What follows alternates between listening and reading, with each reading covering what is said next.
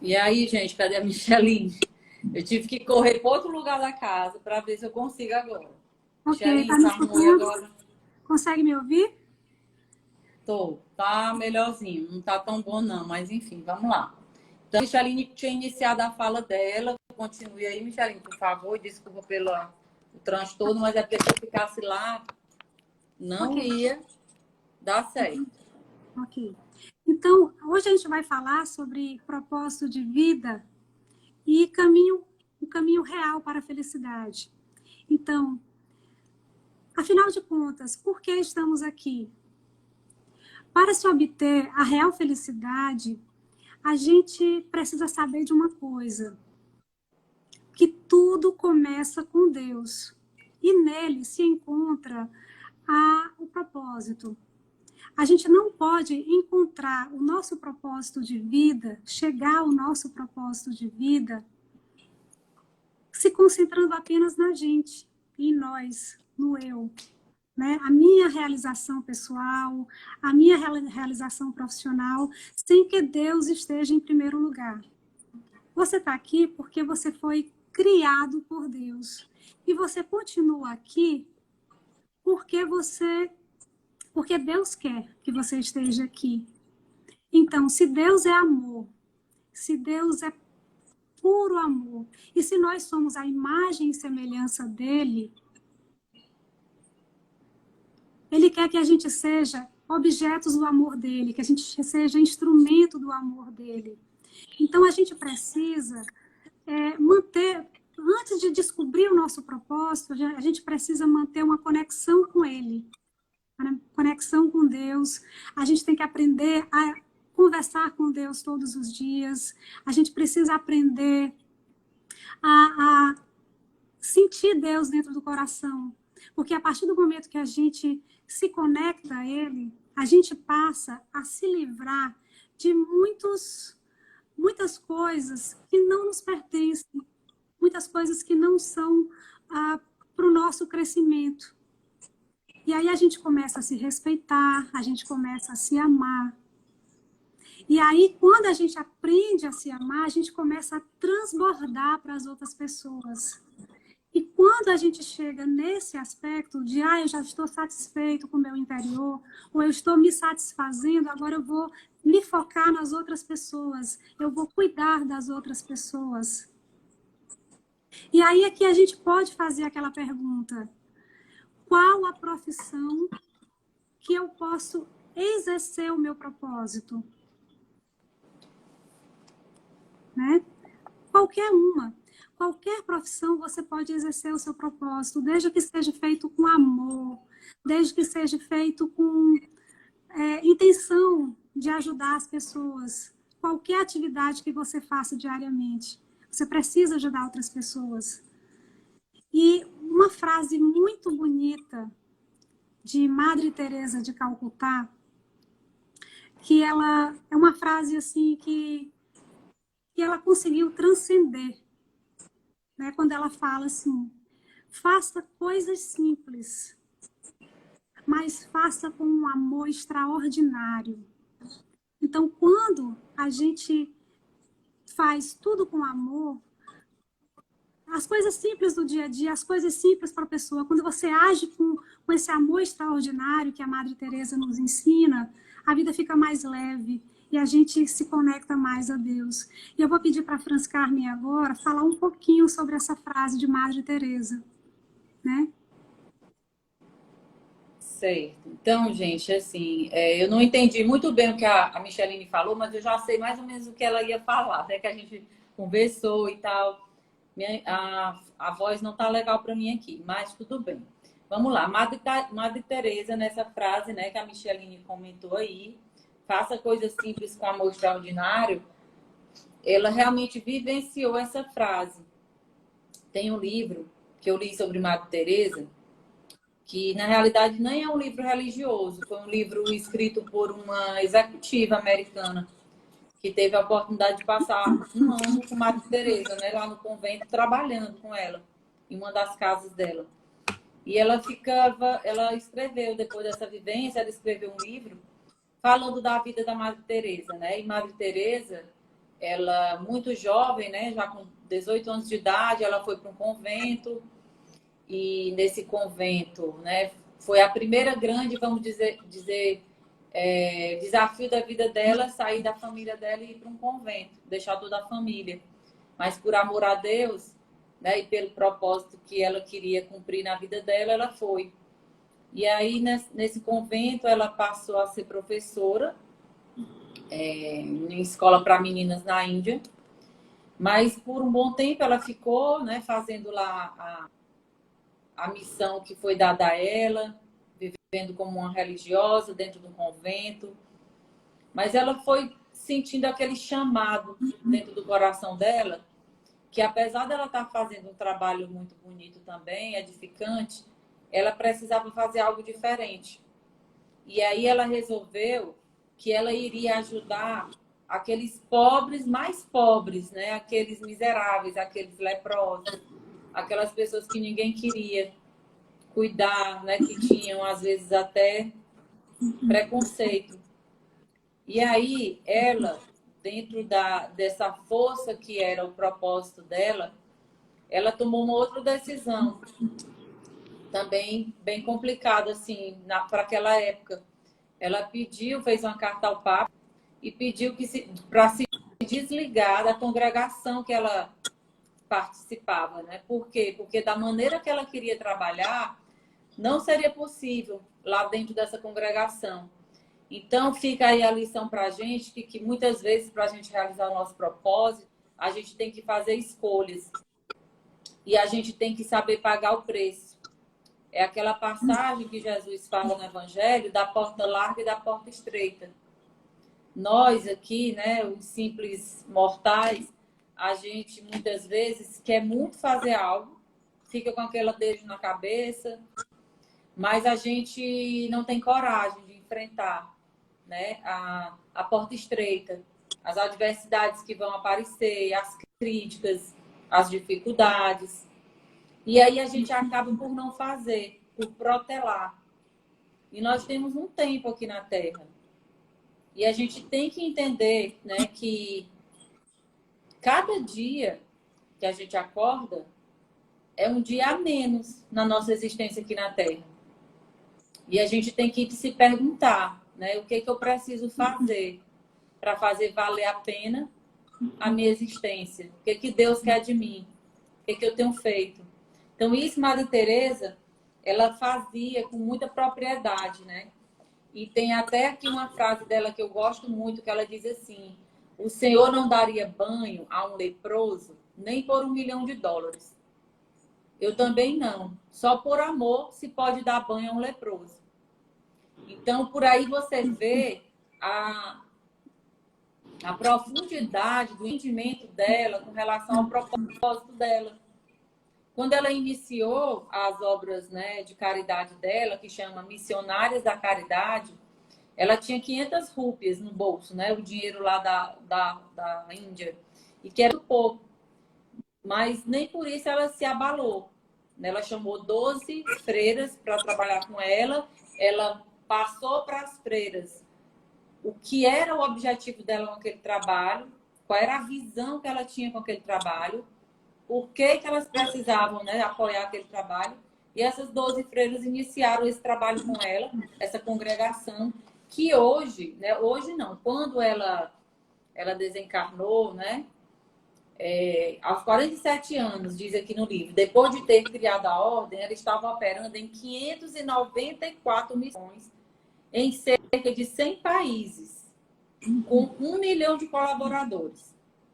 Então, é uma mulher pequenininha, franzina, que não tinha dinheiro, uma religiosa, mas que construiu o império, né, vamos dizer assim, da solidariedade, que até hoje existe. Então, eu quis trazer esse exemplo para que a gente refletisse como é importante a gente entender esse nosso propósito, né? E aí ela ainda diz assim: qual é o meu pensamento? Eu vejo Jesus em cada ser humano. Eu digo para mim mesma: este é Jesus com fome, eu tenho que alimentá-lo. Este é Jesus com sede, eu tenho que dar água a ele. Este tem lepra ou gangrena, eu tenho que lavá-lo e cuidar dele. Eu sirvo porque eu amo Jesus. Então, como a Micheline falou, por amor a Deus, né? Por amor a Jesus, o que que a gente está fazendo? A gente tem que se perguntar dentro do nosso dia a dia, naquilo que a gente faz todo dia, seja dentro de casa, seja na profissão que a gente exerça, seja num trabalho voluntário, a gente precisa fazer essa pergunta, né? Por que que eu estou aqui? Para quê, né? Que eu estou aqui. E isso vai nos fortalecendo, vai nos dando resiliência para a gente passar pelas dificuldades que a vida vai nos apresentar e não desistir. Porque se a gente desistir, quem vai sofrer é a gente mesmo. Quem vai perder é a gente mesmo. E aí eu queria passar agora a palavra para a Micheline, para ela continuar essa nossa conversa, dando mais exemplos para que nos inspire na noite de hoje, com relação a esse tema que a gente escolheu. Tá. Tem uma passagem aqui de Provérbios, né, capítulo 14, versículo 12, que fala assim: há caminho que parece certo ao homem, mas no final conduz à morte. Vou repetir. Há caminho que parece certo ao homem, mas no final conduz à morte. Isso está em Provérbios. E falando sobre o apóstolo Paulo, né? Paulo de Tarso achava que o caminho certo para a vida dele era perseguir os cristãos, perseguir o Cristo, perseguir a igreja que estava renascendo, que estava brotando no coração dos judeus. E ele queria perseguir a todos os seus seguidores. E ele achava que esse era o caminho certo, né? E que isso ele estaria servindo bem a Deus, né? Mas há caminhos que parecem certos ao homem, mas que os conduz à morte. Então, a caminho de Damasco, Paulo teve um encontro extraordinário com Cristo, né? Uma luz muito intensa desceu sobre ele, ele caiu do cavalo, o próprio Cristo falou com ele, né? E naquele momento, ele percebeu que ele estava indo para o caminho errado, que ele estava trilhando, construindo uma vida errada, né? E que Jesus, naquele momento do caminho de Damasco, ele resolveu ele estava sendo perseguido por Saulo e ele devolveu a perseguição com um amor extremo. E quando ele perguntou, Saulo, por que me persegues? Aquela frase foi com tanto amor que Saulo viu o tanto de erro que ele estava cometendo na vida dele, né? E aí eu pergunto a vocês, e o caminho de vocês? Como é que está o meio do caminho? As suas decisões estão certas? Vocês estão fazendo decisões erradas? Tomando decisões erradas? Né? E nesse período de Covid, de quarentena, que nós somos convidados a ficarmos dentro de casa,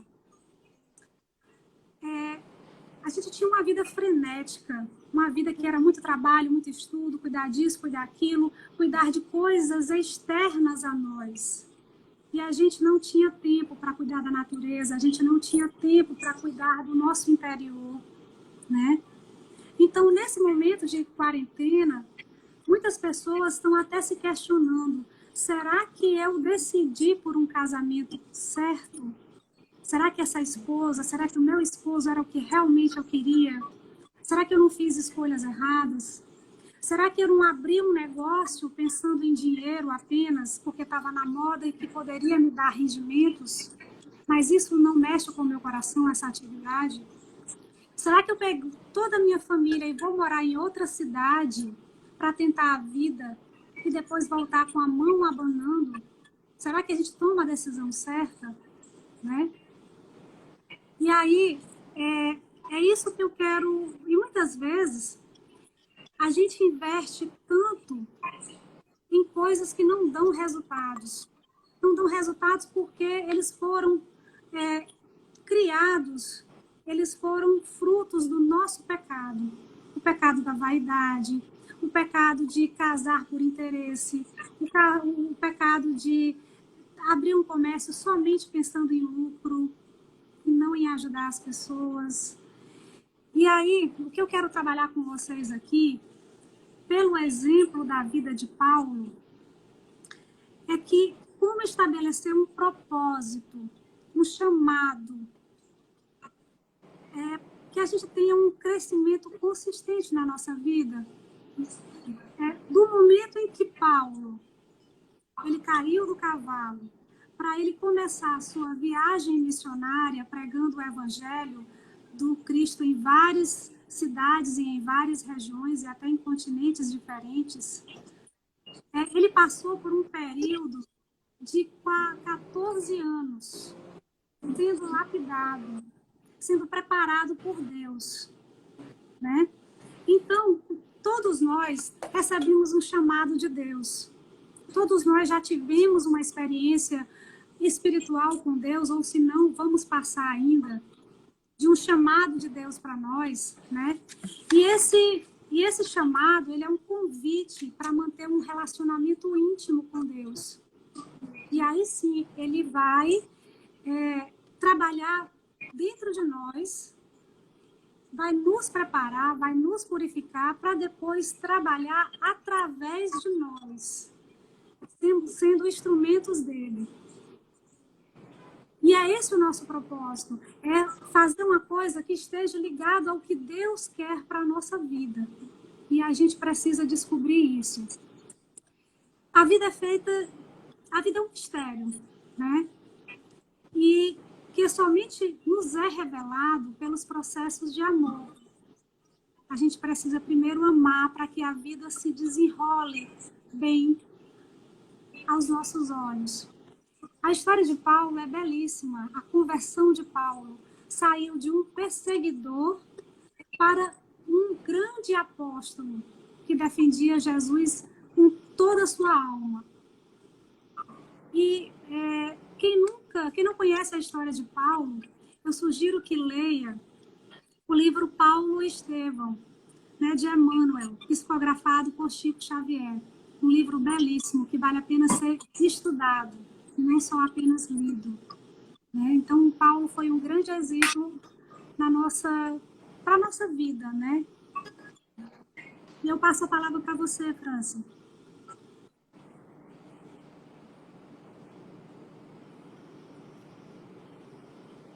Pode falar. A Micheline acabou, gente, de falar, porque travou aqui para mim.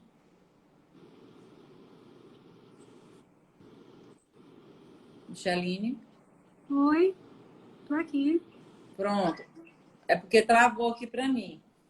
Você acabou sua fala? Sim. Eu finalizei falando da sugestão do livro Paulo e Estevão, né? Que é um grande livro. Certo. O livro Paulo e Estevão, não é isso que você está sugerindo? Gente, eu vou pedir desculpa porque eu estou meio perdida, porque eu não estou conseguindo escutar a Micheline, mas vamos continuar. Então, eu sei que ela falou de Paulo de Tarso, do exemplo de Paulo, né, que era o perseguidor de Cristo, que conseguiu, né, escutar o chamado de Deus, Jesus, se transformou, né, e depois foi um propagador do Evangelho de Jesus. E aí, nós já falamos aqui de Jesus Cristo, que foi o modelo, né, de ser humano mais perfeito que a gente conheceu aqui na Terra. Falamos de Madre Teresa de Calcutá, uma mulher religiosa, bem pequenininha, né, bem que se a gente for ver assim, é frágil, mas uma mulher muito forte, que sabia da sua missão, que fez muito bonito, né, a sua missão aqui na Terra. A Micheline falou de Paulo de Tarso, que era um perseguidor de Cristo, que se formou, um pecador, né, que se transformou. E eu queria trazer agora um outro exemplo, mais próximo a nós, da nossa realidade, Porque às vezes a gente fica vendo esses exemplos, né, de santos, de pessoas que conviveram na época com Jesus, ou de religiosos, e a gente acha que está muito distante da gente. E eu trouxe para vocês aqui um exemplo que eu, pelo menos, me inspiro muito nessa pessoa, que é a princesa Diana. Uma mulher, né, que veio para esse mundo para viver, né, nessa realeza, com todas as pompas.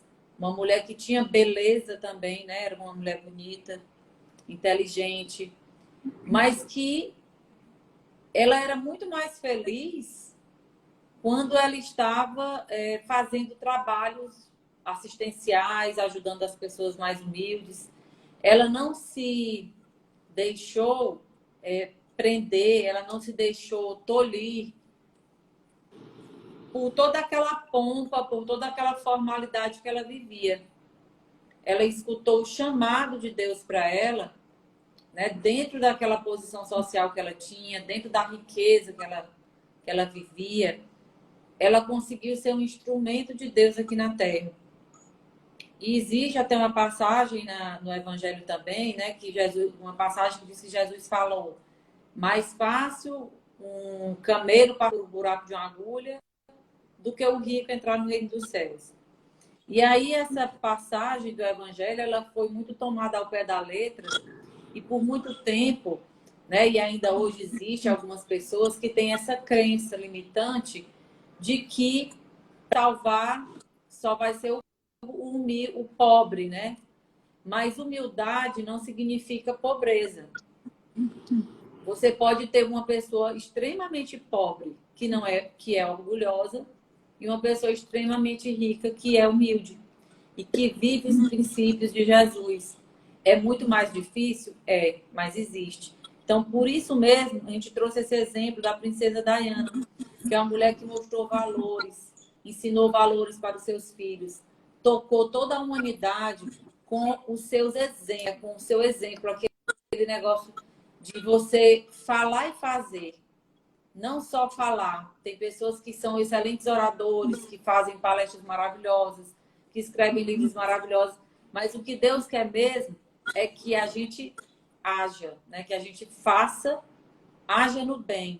E aí tem umas frases também dela que eu trouxe aqui para a gente, né? Só para demonstrar um pouco para vocês do que ela pensava, do que ela sentia.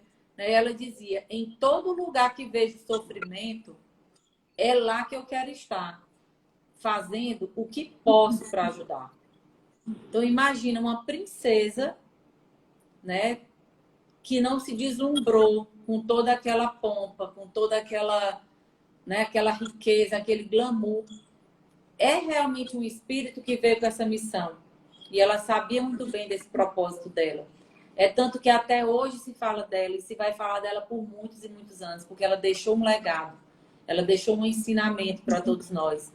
Outra frase que ela dizia assim: todos nós precisamos demonstrar o quanto nos importamos uns com os outros e, no processo, cuidar de nós mesmos.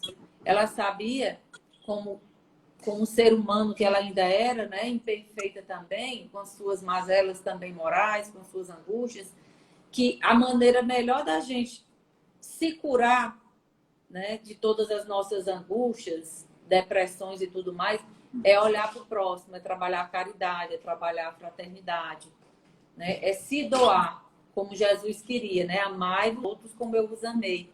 Então, através das ações dela, ela mostrava isso toda hora, né? Ela honrava a Deus e a Jesus. Ela era uma pessoa que praticava o evangelho de Jesus no seu dia a dia. Outra frase, a terceira frase que eu quero passar aqui para vocês e última que eu escolhi: nada me deixa mais feliz tentar ajudar as pessoas mais vulneráveis na sociedade. É um objetivo e parte essencial da minha vida, uma espécie de destino. Então, com certeza, a princesa Diana, ela tinha essa visão, né, essa certeza do propósito dela na vida. Morreu muito jovem, né, desencarnou jovem, mas foi uma mulher que marcou, né, essa geração, que deixou o legado dela. E é, sim, uma discípula, né, de Jesus. Pelo bem que ela fez aqui na Terra, por tudo que ela nos ensinou, pelos valores que passou para a sua família. Né? Os seus filhos também seguem a vida, né, que ela demonstrou aqui na Terra. Então, é uma pessoa que viveu com propósito. Com certeza, no plano espiritual, ela é feliz pelo que ela realizou aqui. E a felicidade que a gente quer deixar aqui, né, que a gente quer falar aqui para vocês, é essa felicidade. Não essa felicidade que a mídia tenta nos vender, né, que o mundo material em si quer colocar para a gente, que é ter cargos altos nas empresas, é ter muito dinheiro, é ter carros importados. Ok, se você conseguir ter, não tem problema, não é errado, mas a verdadeira felicidade é você viver o seu propósito. Todas as pessoas que vivem o seu propósito, elas são felizes, independente delas serem pobres ou ricas, delas terem saúde física ou não, dos desafios que elas enfrentam. A gente vê muita gente aí no mundo, vários desafios. E quando a gente olha só assim, com os olhos materiais, a gente fica assim, meu Deus, coitada. E às vezes a pessoa está ali sorrindo e a pessoa está muito feliz porque ela está vivendo o propósito dela. Então, é mais uma pessoa, né? Eu gosto muito de dar exemplo prático, porque às vezes quando a gente só lê nos livros, né, as coisas religiosas, as coisas espirituais, é tudo muito bom e a gente precisa disso.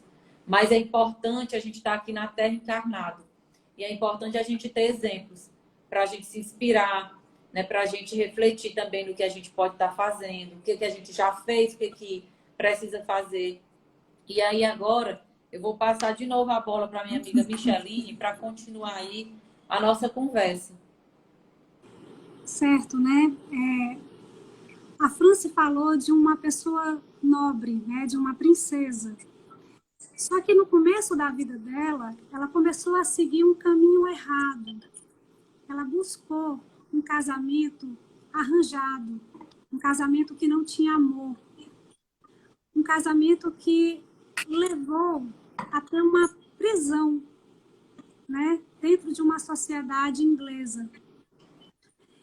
Mas, apesar de ser infeliz na escolha dela, no casamento que ela adquiriu, ela começou a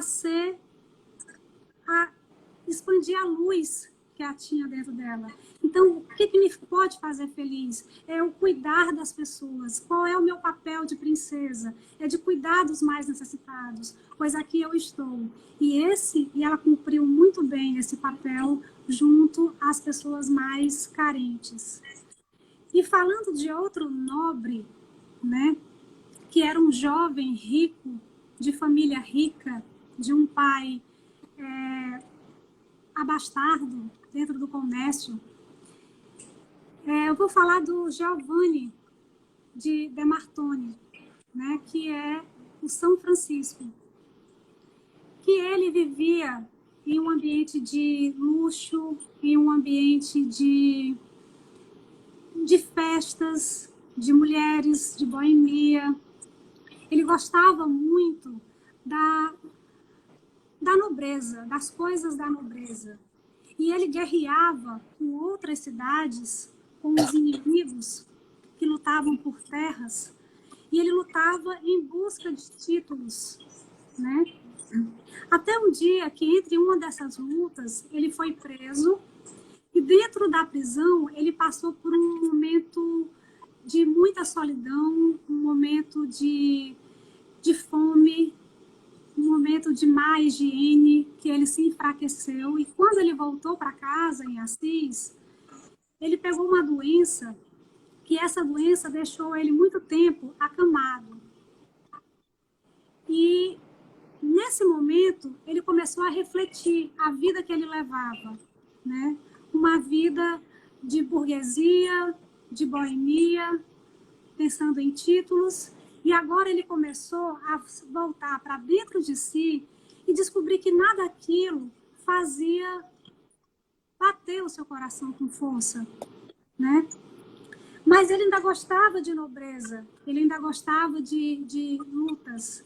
E ele foi encorajado pelo seu pai a participar de uma cruzada, de uma guerra comandada pelo exército do Conde Gentile, né? E indo junto com a tropa para se encontrar com os inimigos, Francisco teve uma febre muito forte que fez desviá-lo do caminho, sair da tropa.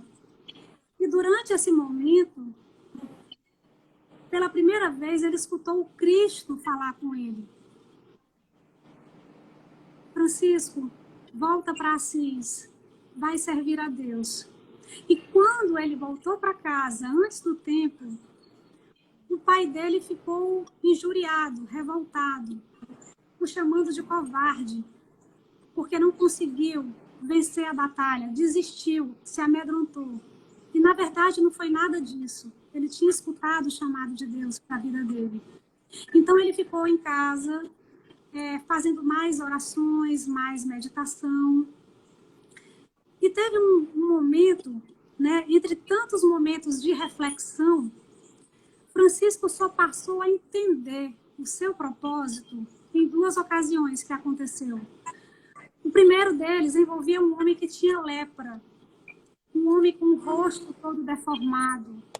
E Francisco, andando no seu cavalo, ele sentiu nojo daquele homem.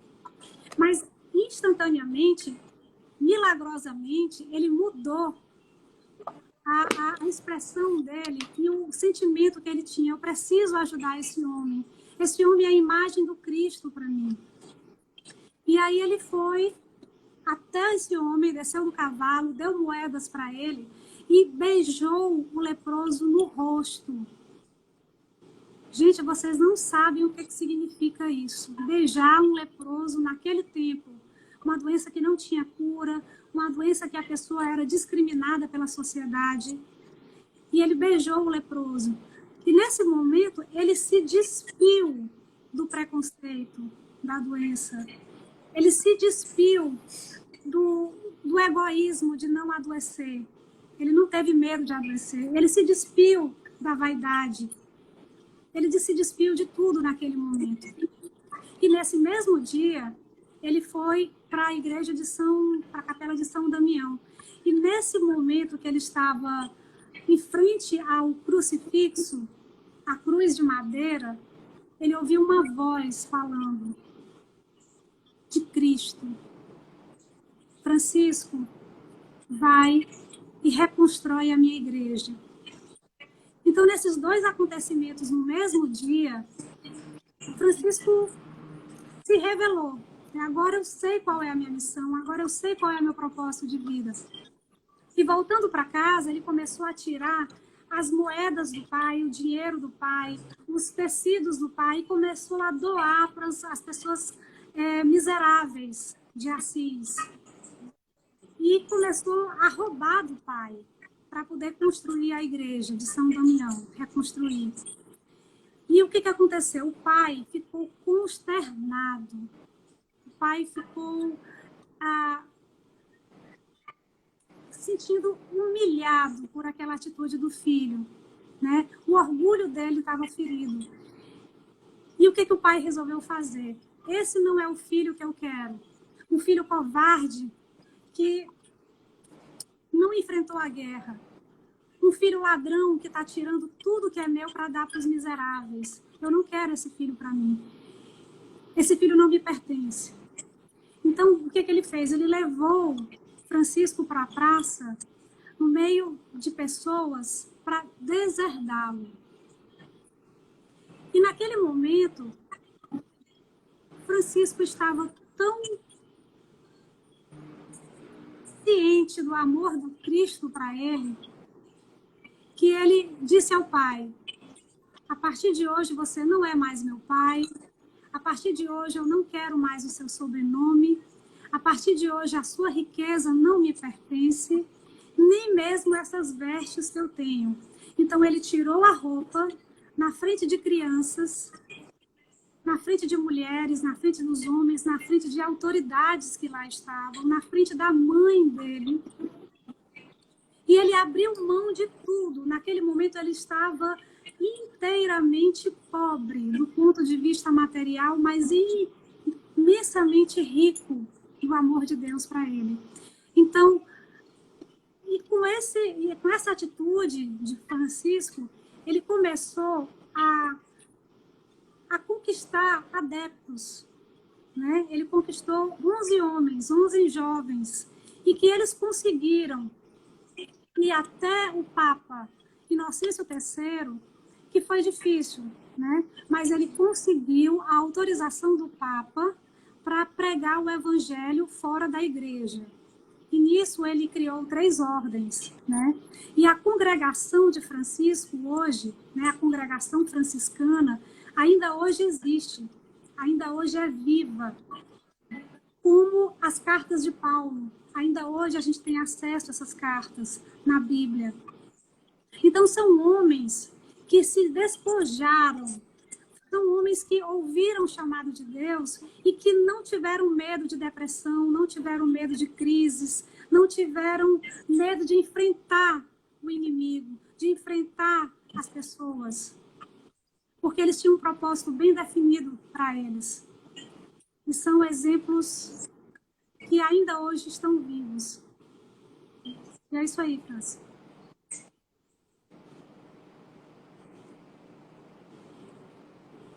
Agora a França vai falar para a gente de um outro exemplo, né? Pode falar.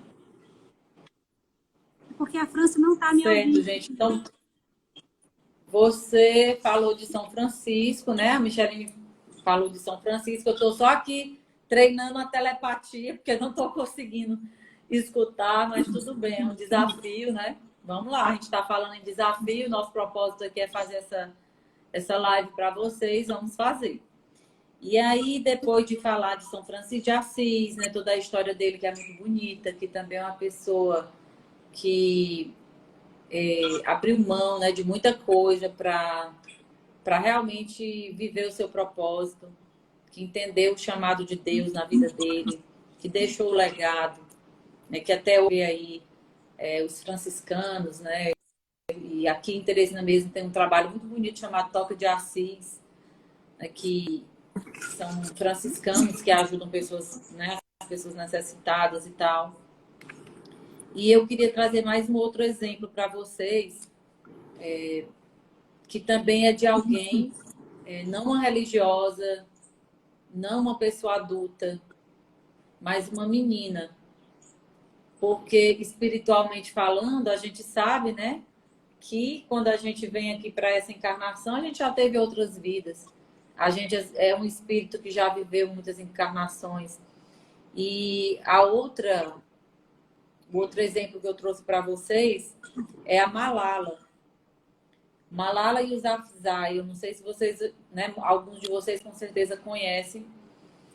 E é uma menina que nasceu no Paquistão, num lugar onde existe muita guerra, muita intolerância religiosa, terrorismo, aonde ela lutava pelo direito simples de estudar, porque as meninas lá na terra dela, né, onde ela nasceu, pela cultura, não precisavam estudar, eles achavam que não.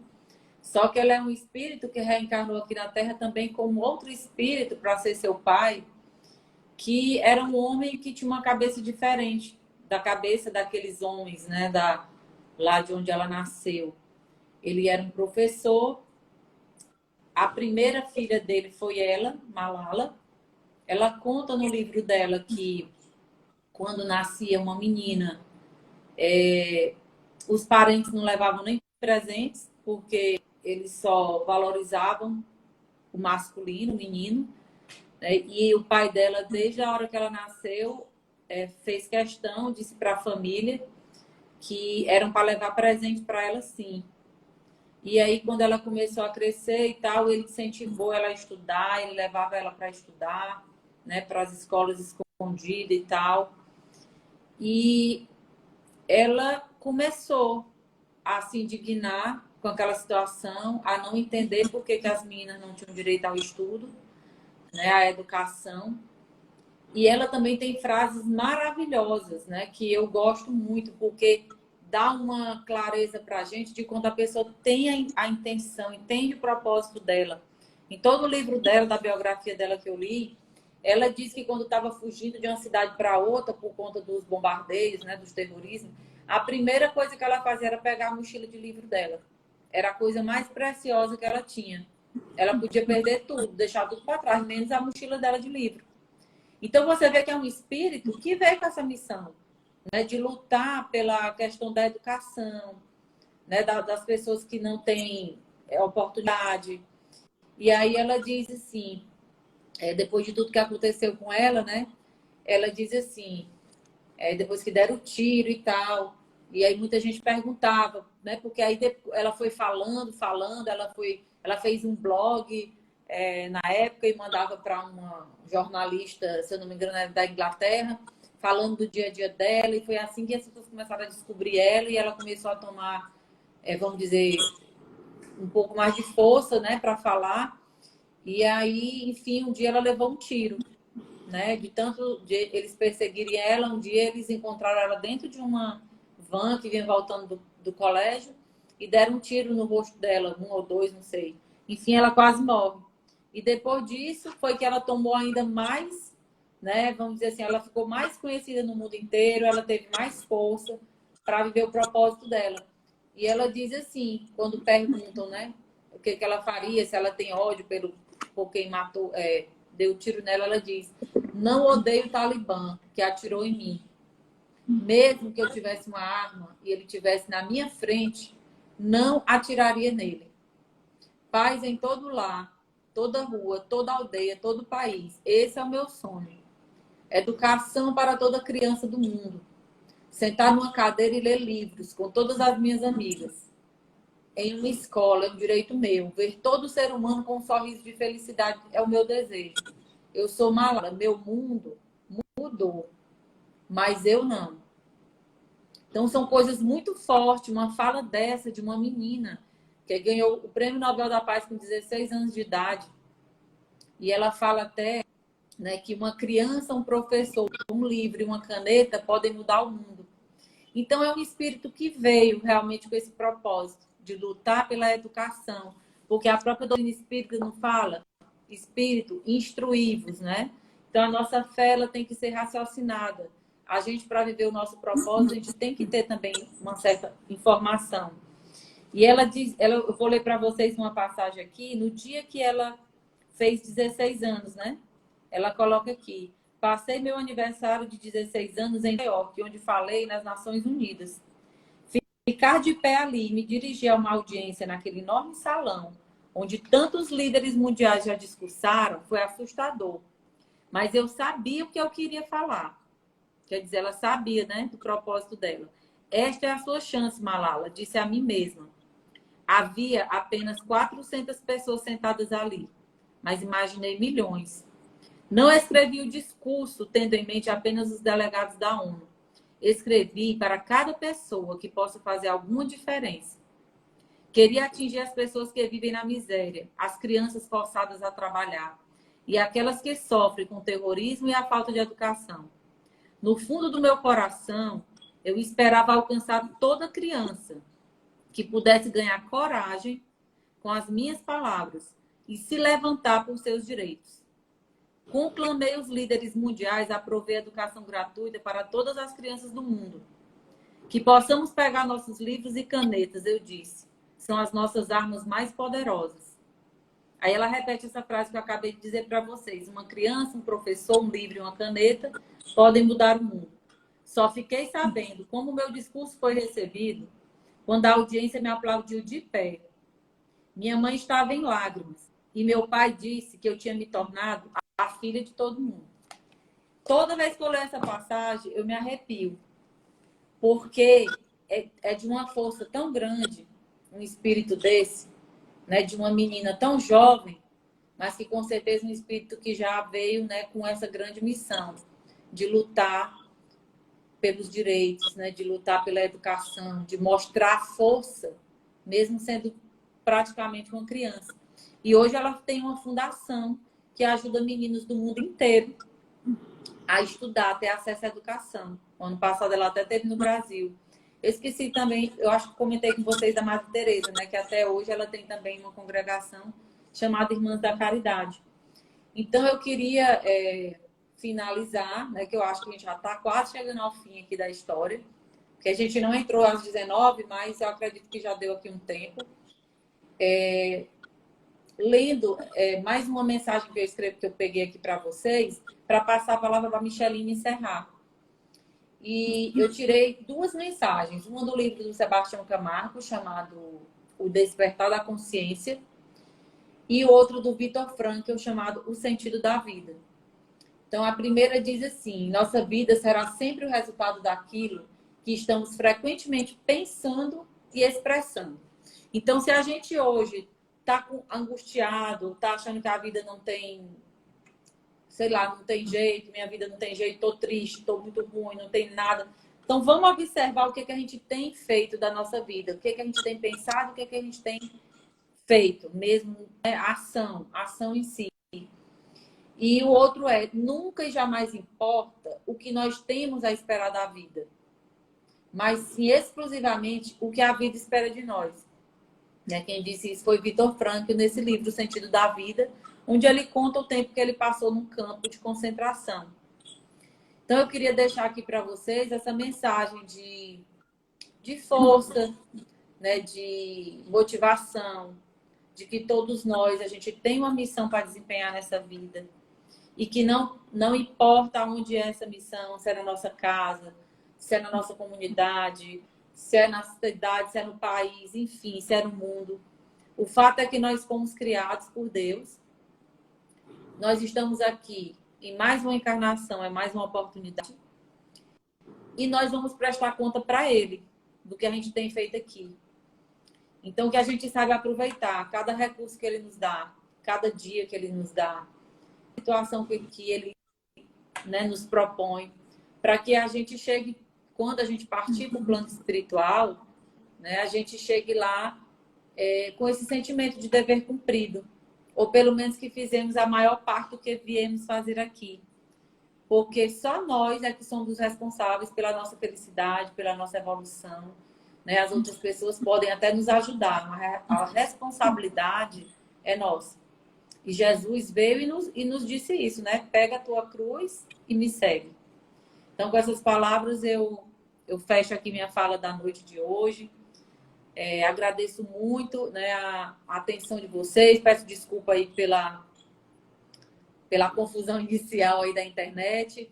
E desejo a vocês uma noite de muita paz e luz e que vocês consigam realizar o propósito de vida de cada um de vocês. E agora é com a minha amiga Micheline aí para encerrar a nossa fala de hoje. Então a minha mensagem que eu quero deixar, é que nós não precisamos ser melhores do que ninguém, né? Em nenhuma circunstância de vida, porque todos nós temos as mesmas dores, né? E todos nós somos iguais diante da morte também. Então, nós não precisamos ser melhores do que ninguém. E o que traz a verdadeira felicidade, a real felicidade, é fazer com que os olhos dos outros brilhem. A gente precisa sentir que o que a gente faz tem tanta importância que faz o outro ser feliz também. Faz o outro se ter contentamento. Então, é isso. Então, para a gente ser feliz, basta a gente saber se relacionar com amor com o outro e se doar para ele também, né? E a gente tem que buscar isso, buscar essa paz interior que faz com que a gente sinta: eu ajudei alguém, hoje eu estou feliz, né? E eu quero encerrar com a nossa oração final, né? E eu gostaria que as pessoas, quem quiser, puder fechar os olhos, né? E a gente vai fazer uma prece de encerramento. Senhor, gratidão por mais um dia vivido, sob o teu olhar, sob os teus cuidados. Nos inspira a sermos mais generosos, a sermos mais gratos pelo pouco que temos, pelo muito que temos. E que sejamos dignos das tuas bênçãos. Que assim seja. Boa noite para todos. Seja. E que a gente busque primeiro a Deus dentro do nosso coração, dentro da nossa mente, para a gente se descobrir e Deus nos indicar o nosso propósito, para a gente brilhar, para a gente transbordar para as pessoas. E é esse, no final da nossa vida, isso é o que vai valer, né? Que sejamos luz na vida de outras pessoas. Boa noite. Boa noite, gente. Muito obrigada. Vamos encerrar aqui a live.